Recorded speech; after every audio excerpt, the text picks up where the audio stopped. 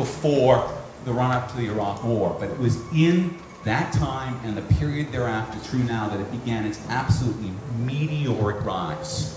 And people go to political blogs for a lot of different reasons, but one of the reasons that underlies all of them is they're looking for a way to cut through the bullshit to find out what is really going on. They want to get to the unvarnished truth, and they know they can't go to the New York Times for that. So, some blogs specialize in opinion and commentary, and some are really quite factual and just try to report things as they're going on. And these blogs exist outside of the control and the manipulation of power elites, at least right now. And my favorite of these, and Coco led the way on this because she pointed me at this, she would send me articles about this all the time, is something called Talking Points Memo. And that's Josh Marshall. He founded Talking Points Memo in 2000, was it? And it's basically, just like any blog, it's short articles and commentary, but they've actually spent a lot of time doing investigative journalism. They're really growing their staff around investigative journalism. And they've done some very interesting investigative journalist reporting. But he didn't really come into his own, and TPM didn't really come into his own until January of this year.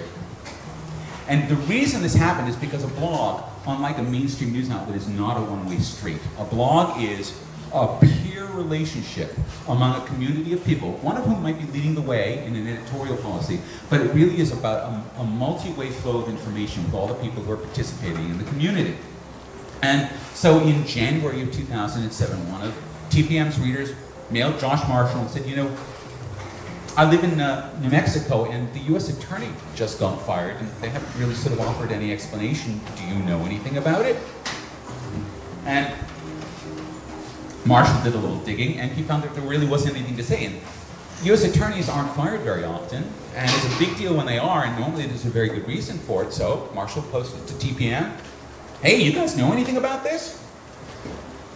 Well, as it turns out, they did. Because as it turns out, it wasn't just one US attorney. It was, the total is now believed to be around 8. At the time, it was believed to be 6. And so people were reporting in from California, and from Washington, and from Arkansas. And a pattern began to emerge that all of these US attorneys were fired with basically no explanation and basically no brouhaha, and it was basically all just sort of done very quietly, even though there was a clear pattern of these people being fired. But the pattern didn't emerge until all of the people who were collectively making TPM run pooled what they knew from their individual viewpoints to piece together the puzzle. Now, that began the current scandal rocking the US Department of Justice. You know, we've just gone from denials to Fifth Amendment pleas, to immunity grants, to congressional investigations, to I think just last week, finally a criminal investigation of who knew what when, was there politics involved, why were these people fired? And of course, in the midst of all of this, there are the document dumps. Let's talk about document dumps. Document dumps are the way that the Bush administration, I think the Clinton administration may have done it as well, but the Bush administration has really honed this to a fine art. When they get a congressional request for documents, could be several thousand pages of documents. They wait until 11 p.m. on Friday night. The Congressional Committee needs it on Monday morning for their investigation. And they dump several thousand pages. Bam! Here you go, have a nice weekend. And it really does. It blows the weekend of some poorly paid, lowly intern congressional investigator who's going to spend the weekend when he should be out, chasing babes in bars in Georgetown. Going through these stupid, boring documents, and because they're stupid and because they're boring and because it's the weekend, he's gonna miss something. You know it, that's why they do this. They're overloading the system. They're trying to jam the system with that paper because they know how the system works. All right, well, that was a very successful strategy and it used to work really, really well. But of course, like all techniques associated with lying, eventually it gets selected against. And it gets selected against by further adaptation. And in this case, in a completely brilliant maneuver, Marshall said, guys, here's the URL with all the Justice Department documents. Why don't we all download them and have a look? Here's a page set up. You can take 50 pages. There are 3,000 pages. I've got them on my laptop. I downloaded them. It's like, I don't have time for this, but a lot of people had time for them. And they downloaded them, and they had a blog page, and they were preparing their notes, and they found stuff because there's a lovely Chinese proverb, many hands make light work. And What TPM functioned as was a network of peers that were all engaged in a common struggle to find the truth. So the document dump doesn't work anymore. You can't evade truth that way because you can simply sick people on it. This flexible, self-organizing group of people. And that one little story about TPM, the DOJ, document dumps, it really does reveal a wealth of information about the time that we live in right now. Because the systems of control and the systems of governance, which were established basically in the Enlightenment era, are being overwhelmed by all sorts of selection pressures. First, of course, the power elites came in and colonized them with money and influence and webs of connection. And then, as those forces rose up and created dynamic oppositions, you now have forces that are rising up in dynamic opposition to them.